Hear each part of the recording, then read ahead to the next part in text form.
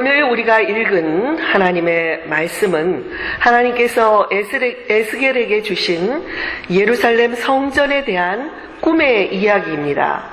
저는 부임한 지 이제 한 달 반인데요. 벌써 에스겔의 본문을 2번째 택합니다. 그만큼 에스겔서를 저는 깊이 묵상하기를 좋아하고 저 또한 꿈의 사람, 비전의 사람이 되기를 원하기 때문에 그렇습니다. 이 때는 오늘날의 이라크인 바벨론 제국이 커지면서 당시의 제국이었던 이집트와 자연적으로 전쟁을 치를 수밖에 없었습니다. 이 지역적으로 이집트와 또한 바벨론 사이에 끼어 있었던 이스라엘은 어쩔 수 없이 두 나라의 전쟁에 휘말리게 되었고요. 결국에는 3번에 걸친 바벨론 제국의 침략을 통해서 나라가 멸망을 당하게 됩니다. 제사장의 가문에서 태어난 에스겔은 2차 침략 시에 바벨론으로 포로로 잡혀왔습니다. 그리고 30세 선지자의 소명을 받았습니다. 에스겔서의 주요 메시지는 예루살렘이 함락되기 전까지 아직 14년이란 세월이 포로 생활을 한 뒤에 나라가 멸망하기 때문에 그 동안에는 회개해야 된다. 하나님 앞에 심판이 다가오고 있기 때문에 회개하지 않으면 안 된다. 계속해서 회개를 외쳤지만 결국은 회개하지 않았던 이 백성들이 멸망한 후에서는 그의 메시지가 바뀝니다. 나라는 멸망했지만 하나님께서 다시 이스라엘 나라를 회복시켜 주실 것이다. 이런 위로와 구원의 메시지를 선포했습니다. 이처럼 선지자들은 때로는 엄중하게 하나님의 심판을 선포해야 하지만 때로는 한없는 하나님의 위로의 메시지를 전해야 할 때도 있습니다. 오늘 본문에 있는 이 에스겔이 본 새로운 성전에 관한 환상은 원래 40장에서부터 시작합니다. 저희는 47장 마지막 부분을 읽었는데요. 그 40장 1절에 이렇게 시작을 합니다. 포로로 잡혀온 지 25년째가 되는 해, 예루살렘 도성이 함락된 지 14년째가 되는 해의 첫째 달, 그달 10일, 바로 그날에 주님의 권능이 나를 사로잡아 이스라엘 땅으로 데리고 가셨다. 무슨 말씀입니까? 에스겔 선지자가 바벨론으로 잡혀온 지 11년이 지나서 조국에 있는 예루살렘 성전이 불타고 나라가 멸망을 했습니다. 그 후로도 14년의 세월이 흘렀습니다. 어느덧 조국에 대한 기억이 사라져가고 있을 그런 무렵이 되어서 하나님께서 에스겔에게 환상 중에 이스라엘 땅으로 수천 리 떨어진 이스라엘 땅으로 데리고 가서 새로운 성전을 보게 해주셨습니다. 조국이 멸망한 지 14년이 흘렀다는 것은 어쩌면 이제 조국으로 돌아갈 소망조차도 희미해져 갈 무렵이 아닐 수 없습니다. 그런데 에스겔 선지자가 본 성전은 고향인 예루살렘에 새롭게 세워진 이 성전이었다는 것을 생각해 보십시오. 이 말씀을 전해 들은 백성들은 얼마나 감격스러웠을까요? 요즘 뉴스를 보니까 다시 남북 이산 가족 상봉이 시작된다는 소식을 들었습니다. 대부분 70이 넘은 신청자들이 6만 이상이 된다고 들었는데 그들은 지난 4년 동안에 끊어진 남북 교류 관계로 인해서 가족을 만날 수 있다는 아마 그런 희망을 저버리고 있었을 것입니다. 근데 이제 다시 정부 발표로 인해서 꿈에 그리는 그 가족을 만날 수 있다는 그런 설레임으로 잠을 이루지 못하는 사람들도 있을 것입니다. 마찬가지로 에스겔을 통해서 언젠가는 우리가 조국으로 돌아갈 것이고 우리는 새로운 성전에서 하나님께 예배를 드릴 수 있다. 이 꿈을 다시 갖게 되니까 백성들은 아무리 열악한 포로 생활이었지만 열심히 살아갈 수가 있었습니다. 아무리 어려운 일을 당하고 실패를 거듭한다 해도 아직까지 꿈이 있는 자들은 끝이 아닙니다. 그러나 꿈이 없는 자들은 낙심과 절망 속에 멸망하고 맙니다. 여기서 말하는 꿈이란 내 살이 사욕을 채우고자 하는 꿈이 아니라 하나님께서 주시는 비전, 우리가 절망 속에서도 하나님을 바라보고 하나님 앞에 기도를 올릴 때 주님께서 주시는 비전을 말합니다. 잠언 24장 16절에는 의인은 7번을 넘어지더라도 다시 일어나지만 악인은 재앙을 만나면 망한다고 말합니다. 여기서 의인이란 하나님을 의지하고 믿음으로 사는 자들을 말씀하는 것이지요. 나라 없이 수백 년을 전 세계를 떠돌아다니던 유대인들이 이 세계의 역사 속에 사라지지 않고 오늘날 저렇게 강건한 나라로 설 수 있었던 것은 그들이 하나님을 의지하고 하나님이 주신 이 말씀을 따라 꿈을 포기하지 않았기 때문에 그들은 역사 속에서 살아남을 수 있었습니다. 그러므로 저와 여러분들도 믿음의 길을 걷는 우리 모두는 보이지 않는 하나님을 섬기는 7전 8기의 꿈의 사람들인 줄 믿습니다. 아멘. 우리 잠언 24장 말씀에도 의인은 7번을 넘어져도 다시 일어난다고 했습니다. 여러분 몇 번 넘어지셨습니까? 아직 멀었습니다. 얼마든지 우리는 일어날 수가 있습니다. 꿈을 가지고 있는 한. 오늘 본문에서 에스겔이 본 새 성전에 대한 환상은 그 당시 유대 백성들에게 가까운 장래에 우리가 고향으로 돌아가서 새 성전에서 예배를 드릴 수 있다는 메시지로 주신 것입니다. 그것이 바로 첫째 목적이었을 것입니다. 그러나 이런 에스겔서와 같은 이런 묵시록은 이중시각적으로 읽어야 합니다. 그 당시의 백성들에게 뿐만이 아니라 종말의 때에 먼 훗날에 하나님께서 이루실 일을 이 말씀을 통해서 가르쳐 주시기도 합니다. 이들은 실제로 이스라엘 백성이 포로로 잡혀간 지 70년 후에 예레미야 선지자가 예언을 한 70년 후에 정확하게 바벨론 제국은 페르시아 제국에 의해서 무너졌습니다. 그리고 새로 된 이 페르시아 제국의 왕 고레스 왕은 유대인들에게 새로운 칙령을 내렸습니다. 포로 정책이 달랐습니다. 바벨론의 제국은 포로들을 무조건 사로잡아가는 그런 포로 정책을 펼쳤다면 고레스 왕은 포로들 돌아가도 좋다. 너희 고향으로 돌아가서 성전을 지어도 좋다. 이렇게 자유롭게 풀어주는 정책을 갖고 있었습니다. 그래서 이스라엘 백성들은 이제 고향으로 돌아가도 좋다는 이 칙령을 받고 고향으로 열심히 돌아갑니다. 근데 벌써 70년이 지났으니 많은 사람들이 그곳에 정착하고 있었기 때문에 90년 동안에 3차에 걸쳐서 백성들이 고향으로 돌아왔습니다. 가장 먼저 귀환한 자들은 옛 예루살렘 성전의 터를 찾아갔습니다. 황폐한 그 터에 가서 눈물을 흘리며 하나님, 이제 저희들이 다시 왔습니다. 우리가 포로 생활 중에 그토록 꿈에 그리던 이 성전의 터에 우리가 섰으니 이제 우리가 성전을 다시 지을 것입니다. 그래서 이 성전에서 마음껏 하나님께 예배를 드릴 것입니다. 이렇게 눈물을 흘리며 감사의 예배를 드렸습니다.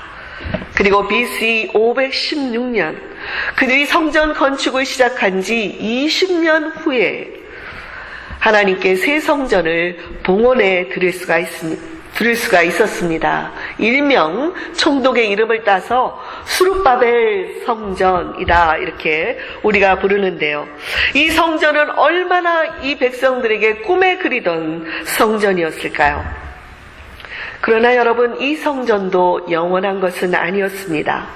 역사가 흘러감에 따라 페르시아 제국은 그리스 제국에 의해서 멸망을 당하고 그리스는 또다시 로마 제국에 의해서 멸망을 당했습니다. 그때마다 작고 힘없는 나라였던 이스라엘은 어찌 보면 우리나라의 모습과도 비슷하죠. 강대국 틈에 끼어서 성전은 물론 나라까지 빼앗긴 채 유리하며 살아가게 되었습니다. 이런 민족적인 어려움이 있을 때마다 그 옛날 에스겔 선지자를 통해서 보여주셨던 하나님의 성전에 대한 이 비전은 떠돌이 생활을 하던 수많은 유대인들에게 미래를 꿈꾸며 살아갈 수 있도록 도와주었을 것입니다. 비록 우리가 지금 떠돌이 생활을 하지만, 비록 우리가 지금 나라는 없지만, 에스겔의 그 비전을 따라 우리는 언젠가는 조국으로 돌아갈 수 있다. 언젠가는 새 성전을 짓고 하나님께 예배를 드릴 수 있다. 이런 꿈을 가졌기 때문에 그들은 어려운 역사의 현실 속에서도 살아남을 수가 있었던 것입니다. 오늘날 이 유대인들은 이미 새로운 성전을 지을 모든 준비를 다 갖춰 놓았다는 그런 매거진의 기사를 읽은 적이 있습니다. 그러나 종말의 때와 연결이 되는 이 새로운 성전, 더군다나 정치적으로 외교적으로 지금 팔레스타인이 너무나 민감한 곳이기 때문에 실행을 하지 못할 뿐이라는 그런 기사를 읽었습니다. 저는 이제 여러분들과 에스겔 선지자가 본 새로운 하나님의 성전에 대한 꿈이 오늘을 살고 있는 저와 여러분에게 어떤 의미를 주고 있는지 살펴보려고 합니다. 저는 이 꿈의 제목을, 우리가 찬양을 불렀지만 물이 바다를 덮음같이라는 제목으로 부릅니다. 여러분, 어떤 물이 거대한 바다를 서서히 덮어가는 광경을 상상해 보십시오. 근데 이 물은 보통의 물이 아닙니다. 수많은 사람을 살리는 생명의 물입니다. 이 물의 근원지가 어딘지 아십니까? 1절에 나와 있는 대로 예루살렘 성전 문지방 밑으로부터 물이 솟아나오고 있다고 말하고 있습니다. 이것은 생명수의 근원이 하나님 자신에 있다는 것입니다. 이 물이 이제 성전으로부터 흘러나와 동쪽으로 흘러갑니다. 동쪽으로 흘러가다가 성전 우편에 있는 번제단이 있는데, 번제단을 이 물이 한 바퀴를 돕니다. 그리고 다시 동쪽으로 흘러간다, 이렇게 에스겔이 말하고 있습니다. 이것 또한 깊은 영적인 의미가 있는 것입니다. 번제단은 제물을 잡아 하나님께 제사를 드리기 위한 그 동물의 피를 흘리는 곳입니다. 우리 신약의 히브리서에서는 아무 죄가 없으신 예수 그리스도께서 친히 제물이 되어 십자가에 죽으심으로 온 인류를 위한 영원한 제사를 드렸다고 기자가 말했습니다. 십자가는 무엇입니까? 십자가는 하나님께서 우리들을 위해 마련해 주신 번제단입니다. 예수 그리스도께서 바로 그 번제단에서, 십자가에서 피를 흘리시고 다시는 반복할 필요가 없는 영원한 피의 제사를 드리시고 믿는 모든 자들에게 영생의 선물을 주시는 것입니다. 아멘. 바로 이것이 우리가 믿는 믿음의 정수입니다. 이것 외에는 더 다른 것을 우리가 믿을 필요가 없는 것입니다. 예수 그리스도께서 나의 죄를 위하여, 인류의 죄를 위하여 십자가에서 그 하나님이 마련하신 번제단에서 돌아가셨다는 것, 그리고 모든 인류의 죄를 갚아 주셨다는 것, 그것을 믿는 자들은 영생의 선물을 준다는 것입니다. 십자가를 통해야만 영생의 선물을 받을 수가 있는 것처럼 이 생명수가 계속해서 번제단을 한 바퀴 돌아서 이제 동쪽을 향해 메마른 사막 지대로 흘러내려갑니다. 성지 순례를 다녀오신 분들은 알겠지만 예루살렘은 고원지대에 있습니다. 빗물을 저장해 두는 곳은 있을지라도 흐르는 강물은 없는 것입니다. 그런데 이 선지자의 환상에서는 성전에서부터 솟아난 물이 메마른 사막의 강줄기가 되어 마른 땅을 적시며 바다로 흘러들어가고 있습니다. 어디까지 갔습니까? 사해로 흘러들어갔습니다. 여러분, 사해는 죽은 바다입니다. 생명체가 살 수 없는 곳입니다. 그런데 주님은 말씀하십니다. 이 물이 바다로 흘러 들어가면 죽은 물이 살아날 것이다. 이 강물이 흘러 들어가는 모든 곳에서는 온갖 생물이 번성하며 살게 될 것이다. 이 물이 사해로 흘러 들어가면 그 물도 깨끗하게 고쳐질 것이므로 그곳에는 아주 많은 물고기가 살게 될 것이다. 여러분, 얼마나 놀라운 말씀입니까?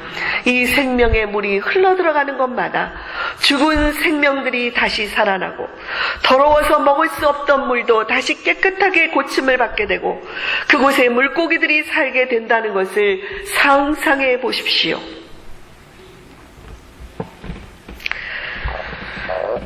또한 이 생명수를 받아 마신 자들은 푸르름이 청정한 나무로 자라간다고 말씀합니다. 그리고 그들의 입이 시들지 않고 달마다 새로운 열매를 맺게 되는데 그 열매들을 사람들이 먹고 또 그 잎들은 약재로 사용된다고 말합니다. 이처럼 생명수를 먹는 모든 피조물들은 이전에는 상상도 할 수 없었던 새로운 삶을 살게 되는데 이 모든 이유가, 이 모든 것이 가능한 것이 그 강물이 어디에서부터? 바로 성소에서부터 나온 물이기 때문이라는 것입니다. 하나님께서 예비하신 십자가를 통해 흘러나오는 영생수를 마시는 자마다 죽음에서 생명으로 옮겨간 줄을 믿습니다. 그리고 그들은 다른 사람들의 생명을 살리는 열매를 맺게 될 줄로 믿습니다. 그리고 상처난 자들을 고치는 약재로 쓰임받는 삶을 살게 될 줄로 믿습니다. 여러분, 우리도 주님을 알기 전에는 메마른 땅에서 살다가 주님을 알고 난 다음에 이 생명수를 마셨기 때문에 죽음에서 생명으로 옮겨진 자들이 아닙니까? 이 생명의 사역에 주님은 너만 누리지 말고 우리로 이런 나무가 되라고, 이런 생명의 물이 되라고 우리에게 말씀하고 있습니다. 제가 확신하기로는 우리 주님께서는 성막아 교회를 향해서도 이런 놀라운 비전을 주신 줄로 믿습니다. 제가 부임한 지 얼마 안 되었을 때였습니다. 집에서 기도하는 중에 잠이 든 것 같은데 꿈속에서인지 한 비전을 보게 되었습니다. 그것은 메마른 땅에서 척박하게 짝이 없고 메마른 땅에 조금씩 물이 차오르며 샘물이 솟아오르기 시작했습니다. 그리고 그 땅을 적시더니 점차로 그 물이 차올라서 조금씩 흘러내리기 시작하다가 나중에는 큰 강물처럼 온 땅으로 흘러가는 꿈이었습니다.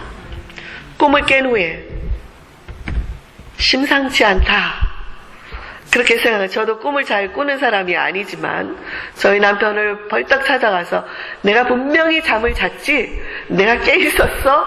이렇게 물을 볼 정도였습니다. 너무 생생하게 주셨기 때문에. 그리고 곧바로 저는 오늘 에스겔의 말씀을 떠올리면서 과연 주님께서는 우리 교회를 향해서 어떤 뜻을 갖고 계시는 것일까?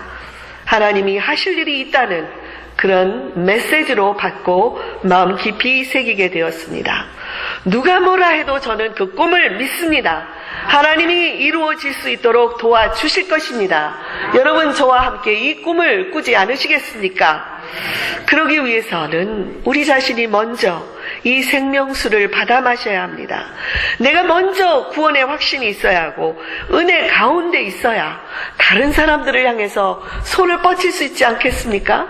다른 사람을 사랑할 수 있지 않겠습니까? 예수님께서 요한복음 7장 37절에서 말씀하셨습니다. 누구든지 목이 마르거든 내게로 와서 마셔라. 나를 믿는 자는 성경의 이름과 같이 그 배에서 생수의 강이 흘러나오리라 말씀하셨습니다. 그리고 이렇게 해석해 주셨습니다. 이것은 믿는 자들이 받게 될 성령을 가리킨 것이다. 여러분, 성령을 받으셨습니까? 성령이 충만하십니까? 우리가 날마다 구해야 할 기도, 주기도문에서도 나오는 기도, 가장 좋은 것으로 주시지 않겠느냐 하는 게 뭐라고 제가 말씀드렸습니까? 성령이십니다. 성령을 주시옵소서. 성령으로 충만하게 주시옵소서. 이것이 바로 우리가 매일 가정에서, 그리고 모일 때마다 드려야 할 기도인 줄 믿습니다. 그러면 우리 안에서 성령님이 충만하고 생수의 강이 흘러넘치고 이 강물이 우리뿐만이 아니라 흘러넘친 물이 우리 주변으로 이 지역사회를 향해서 우리 주변의 교회들로 믿지 아니하는 자들을 향해서 흘러 들어가게 될 것이고 그것을 받아 마시는 모든 자들은 회복과 치유를 경험하게 될 줄로 믿습니다. 이제 본문으로 다시 돌아가서 에스겔은 자기를 인도하는 그 천사와 함께 그 강의 물줄기를 따라 강의 깊이를 측량해 보기 시작합니다. 천자를 가서 재어보니까 발목까지 물이 차올랐습니다. 그 다음 천자를 가서 재보니까 무릎까지, 다시 천자를 가니까 허리까지, 그리고 천자를 가니 이제는 헤엄을 쳐서야만 건널 수 있는 큰 강이 되었다고 말하고 있습니다. 사랑하는 교우 여러분, 이것은 마치 우리의 영적인 삶을 보여주는 것 같지 않습니까? 우리가 처음 신앙생활을 시작할 때에는 마치 강가에서 발장구를 치며 놀기만 해도 좋다, 너무 좋다, 이렇게 살았던 만족하는 모습이었습니다. 그러나 우리가 신앙생활을 점점 해 나가면서는 조금씩 더 강의 깊은 곳으로 나아가기를 원합니다. 발장구 치는 것만으로는 만족할 수가 없습니다. 이제 좀 더 깊이 나아가면 헤엄을 치면서 두려움이 없이 깊은 곳까지도 깊은 곳에 들어가 강물과 하나 되어 깊음과 기쁨이 서로를 경험하는 그런 은혜를 경험하게 되는 것입니다. 요한복음 10장 10절에서 나는 양들이 생명을 얻고 더 넘치게 얻게 해주려고 왔다고 말씀하셨습니다. 주님은 우리가 이 영적인 여정, 인생의 여정 동안에 물장구만 치고 강물가에 있는 것을 원치 않습니다. 은혜의 강물 깊은 곳으로 나오라고 우리를 초청하고 계십니다.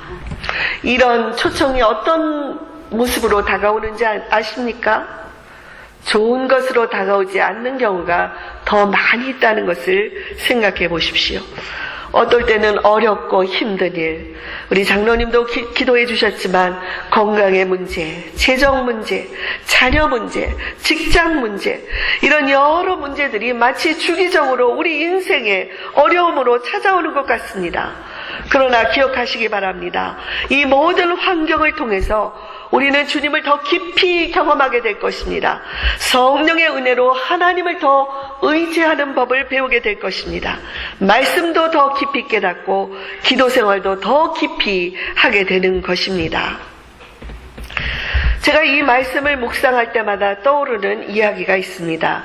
오래전에 제가 참석한 영성 세미나에서 들은 소금 인형 이야기입니다. 소금 인형이 있었습니다. 이 소금 인형은 언제나 바다를 그리워했습니다. 어느 날 이 소금 인형은 도움을 받아서 꿈에 그리던 바다로 나아갔습니다. 이 인형은 바다를 향해 달려가기 시작합니다.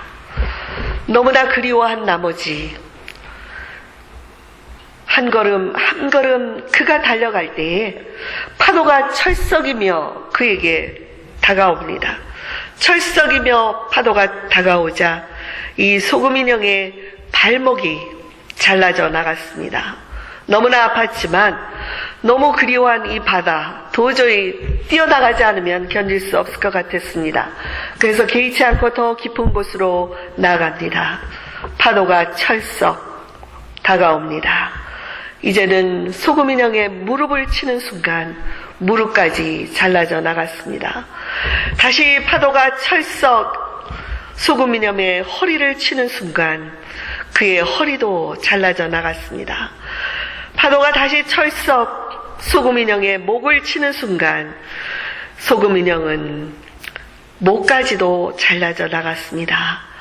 이제 다시 또 파도가 다가오며 철썩 이 인형의 머리를 치는 순간 소금 인형은 흔적도 없이 사라지고 말았습니다.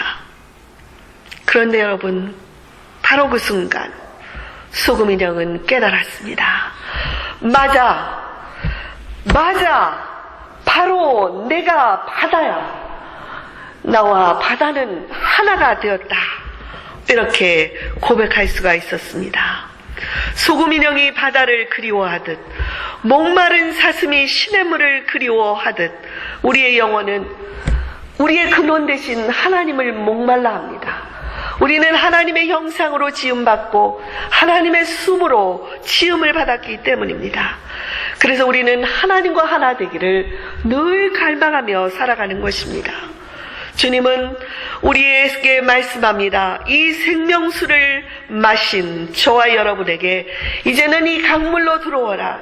이 강물 깊은 곳으로 들어와 강물과 하나가 되어 그 기쁨을 경험하라고 초청하십니다. 언제까지 발목이 차는 그 강가에서만 지내겠느냐고 말씀하십니다.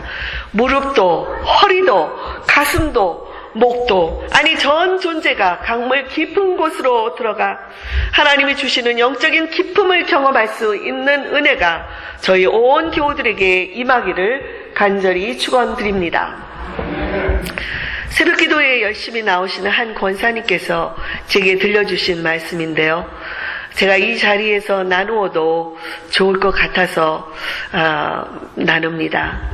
어느 날 권사님이 새벽 기도의 시간에 기도하는 중에 저희 교회에 새벽 기도실로 친교실로 들어가는 그곳을 통해서 그 문을 통해서 물이 안으로 흘러 넘치는 것을 보았다는 것입니다.